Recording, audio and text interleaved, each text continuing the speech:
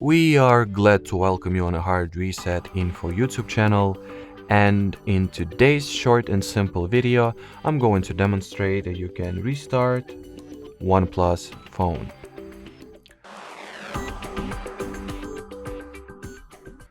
So that's a very simple thing to do.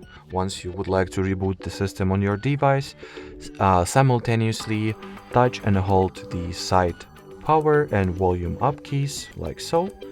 After this power off menu pops up, move the circle slider to the top or closer to the restart option over here, and this way your device gets rebooted. So now let's wait for it to do its magic and actually restart.